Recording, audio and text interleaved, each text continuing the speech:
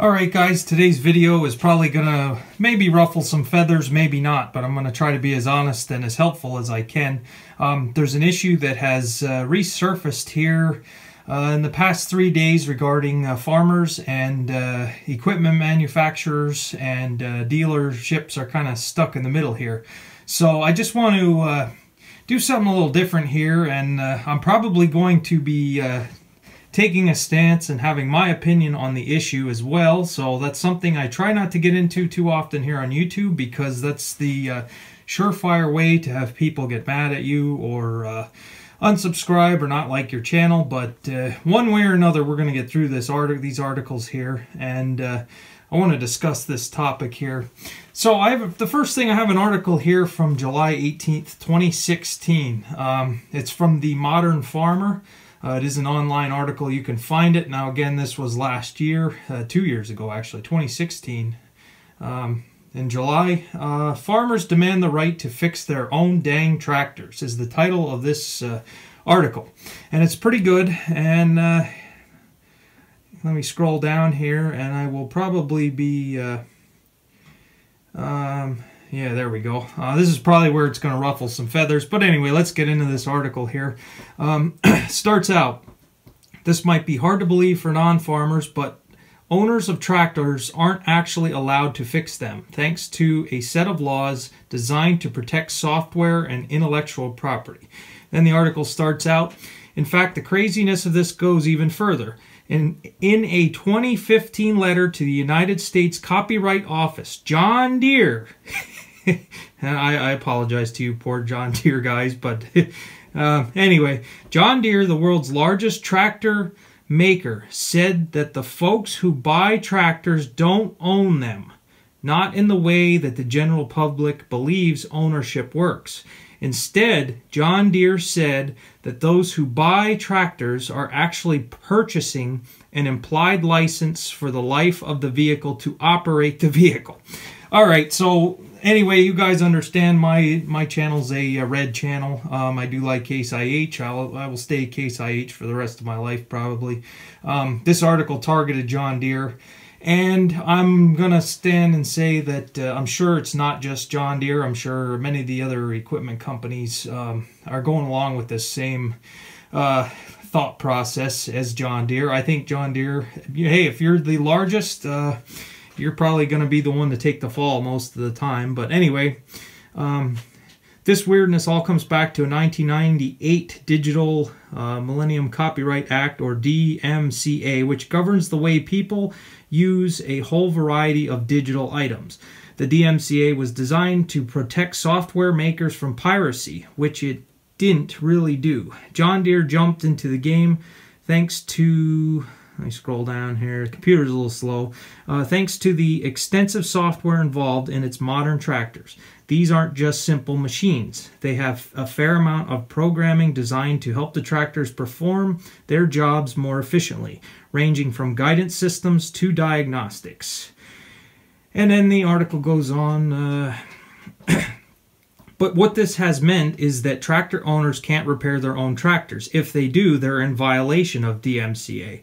So if the machine stops working, its owner can't pop the hood, run some tests to find out what's going on.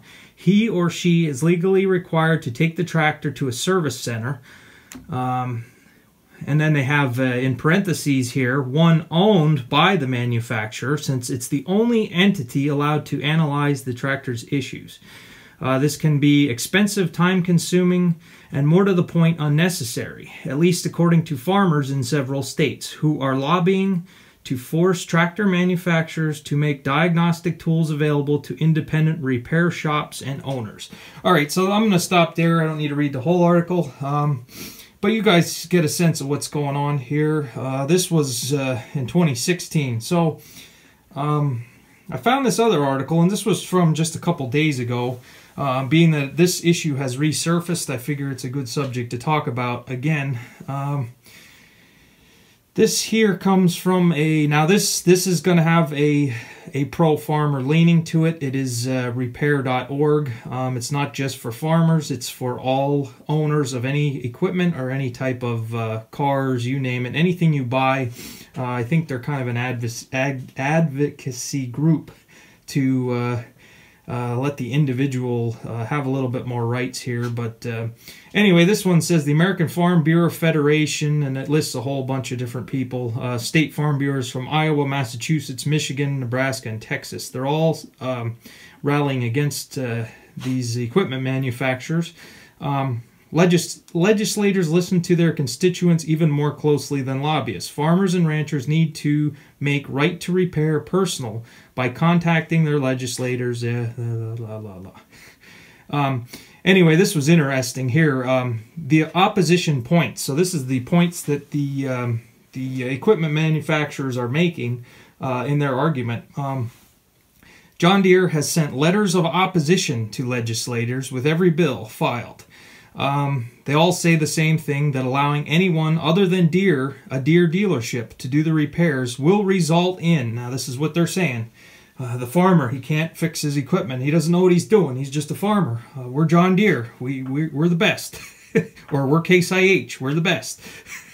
Anyway, they say it will be unsafe to operate their products. Okay? So, let's see. Story time again. I can remember a Case 1070. It was a gem. It was a great tractor. Basically, if you needed to start it, you needed a wrench. You hit the starter with the wrench and it would fire up. No problem, every time. As long as you had a wrench and you hit the right points, it would start. To shut it off, you needed some baler twine, which is okay because, I mean, the shut-off cable to the injection pump, what's the difference between a cable and baler twine? It's doing the same job. So you had to pull the baler twine to shut it off. This Case tractor, it could not move on its own. It had to be moved into place with a skid loader. So you had to, usually it was a one-man job. You just got your pallet forks under the front axle and kind of shimmied it into place because it was just a blower tractor. You were just putting silage up. And the brakes didn't work either. So what helps is putting a cement block in the cab at all times, and then when you're in position, just throw the block under the wheels. So John Deere says it's going to be unsafe if farmers work on their own equipment. And all you guys know farmers that are going to... Anyway, I don't need to go into that anymore. Disruption in the machine's capabilities and performance. Okay. The capabilities and performance, usually... It's been my experience, most farmers, and this goes way back to the olden days in the 40s and 50s. You guys have heard of the M&W company. It's kind of a performance company back in the day that you could put turbochargers on your equipment. You could get bigger pistons in there to get more horsepower. It was limitless what you can do. So it's been my experience and the experience through history that if there's any disruption in the machine's capabilities and performance, usually farmers have a natural gift to make them better than they came from the factory. I mean, everybody has turned their RPMs up that 10 to 20%. So, yeah, okay. Changes in emission controls. All right, this is where I'm going to take a stand because I am somebody who will never buy something that has emissions on it. And I don't think emissions... equipment is going to be a top selling or hot selling item. I think this starts at the national level. We've already put a delay on the Waters of the U.S. Act, which was a act that was going to be messing with some farmers with environmental regulations. I would say it's time that we throw out all this emission nonsense, or at least scale it back, because changes in the emission controls... How many farmers that have farm pickups have taken all the nonsense off for the pollution or... it's a whole deal. I don't need to get into the emissions. I'm tired of hearing about emissions. If you watch Ag PhD or give them any type of viewership, you'll know that they constantly talk about the lack of sulfur in American fields. Now, those guys are blaming it on that the air is cleaner now today. There's not as much emissions, so farmers are noticing that their sulfur levels in their fields have dropped, and they're having to buy sulfur and add it. I don't know if that's the case, that we're that clean now all of a sudden, that sulfur levels have dropped since the 70s. It could be, but I'm not going to stand behind it and say one way or another. But I mean, it's emissions are not on the top priority list of, I'd say, probably 90% of the farmers out there. I could be wrong. There could be some people who don't, who really take that stuff seriously. I'm not one of them. And when I see that blue cap next to the fuel tank on a tractor, it's a joke. And maybe I don't understand it quite the way you should, but that diesel exhaust fluid I saw freezes. So maybe I don't understand how it works, but if it's 14 degrees or below, don't quote me, whatever the temperature is. So what do the guys do in Canada that have to have this stupid extra fluid in their tractor to help the emissions, to keep it from freezing? I don't know. It was a different government then. We got to get that. That's got to get thrown right out. Voiding of warranties. Okay, that's the next subject that they bring up. Yes, and I will agree with that. Now I understand, I am a small farmer, I'm a small operator, I'm small, I have 80s technology, 70s technology, a couple pieces of 90s technology. I'm not a large farmer, and I completely understand that for a lot of the bigger farmers that farm thousands of acres, that they have to every once in a while play the tax game. Yes, you'll have to buy a new tractor here or there to spend some money for taxes. There could be other reasons why you would buy new. Some guys buy it for the warranty. They'll buy something, once the warranty's out, they'll trade it. I understand that. I'm not going to bash that as far as avoiding warranties. That is a good point. I'm going to agree with John Deere on the warranty, voiding of the warranty, because if they're going to stand behind it, they're going to cover it, and you messed with it, then why should they cover it then? So that one I totally agree with. This next point is kind of hit or miss. They say lack of transparency to changes on resale. And they say a less than optimal customer experience. I don't know what they mean by less than optimal customer experience, unless their machines are that difficult to work on that by the time you're done and you're pretty mad at the repair that you had to make. I don't know. I'm just having a little fun here, guys, but let's read the rest. The lack of transparency for resale, yes, I can see that. But, I mean, how many tractors are you buying from the 70s and 80s today that have had tons of different modifications and tinkering done? Maybe I'm just thinking too old school. I do want to say that it probably would make sense if they did invent a technology and they want to protect it from competitors, overseas competition. And if they make tools available for the farmer to fix their equipment, that it would make it easier for opposition to steal it. They want to keep all the cards close to their chest. I can kind of understand where they're coming from on that point. But in the end, if they blatantly made a statement that the farmers do not actually own the equipment in the sense that they think they do, well, that is just coming from John Deere. I mean, it's I've heard similar things that John Deere has said, but here, Mr. John Deere, here's $250,000. That's an expensive rental. It really is. I think if you buy it, you own it. And on the one sense, it is hard to see that you're totally agree with what they're saying here, that yes, they're trying to protect their technology, but it also conveniently works out for most dealerships in that you have to go back to them for any repairs. It's a way to protect not only their technology, but also ensure future business. I can rant and rave for hours about car dealerships, and that car dealerships and their repair garages are basically legalized, a legalized criminal enterprise. But I was hoping farming wasn't going to turn into like the automotive industry. And it's not like their equipment is cheap, that you can just go out and buy stuff and it's no big deal, but yet you have to go back and get expensive repair bills. Like the emissions. let's say you buy something and it has all that emission stuff on it. All right, you keep it a while. Your warranty is long up. You kept it, that your warranty's up. It's your tractor. It's paid for. You wrote the last check for the financing. It's done. It's yours.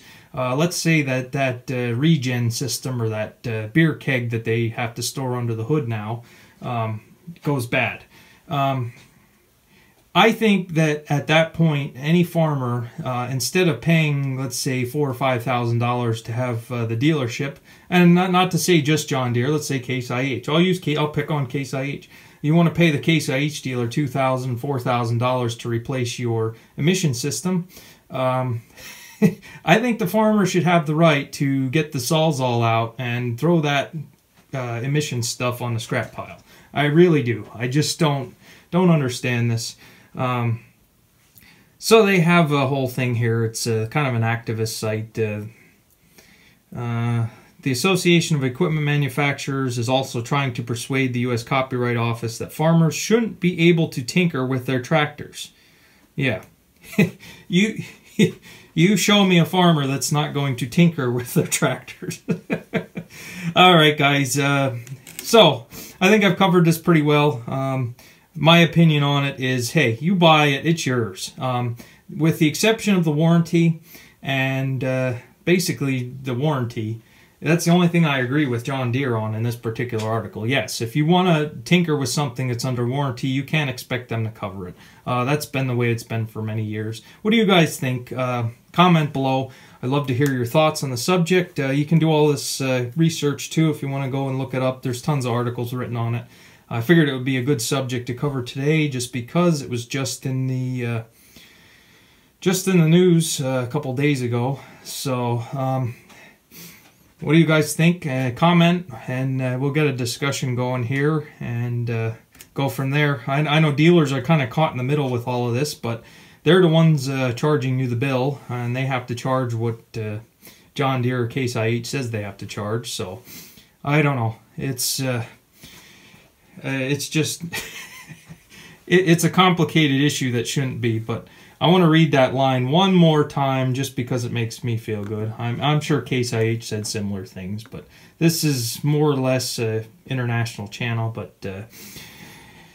in fact, the craziness of this goes back even further. In a 2015 letter to the United States Copyright Office, John Deere, the world's largest tractor maker, said that folks who buy their tractors don't own them, not in the way the general public believes ownership works. Instead, John Deere said that those who buy their tractors are actually purchasing an implied license. Here's $250 grand for a license for the life of the vehicle to operate the vehicle. Guys, in all seriousness now, if you're a smaller, medium-sized farm, buy old. 70s, 80s, 90s, even the early 2000s. Buy old, rebuild. The aftermarket companies are in business for a reason. Just keep them running. Keep the old tractors running. Rebuild, replace, repair, and roll some coal in the fields once in a while. Just keep them running because this isn't going to end well. And I don't see why it's even necessary. So comment below. Thanks for watching, guys.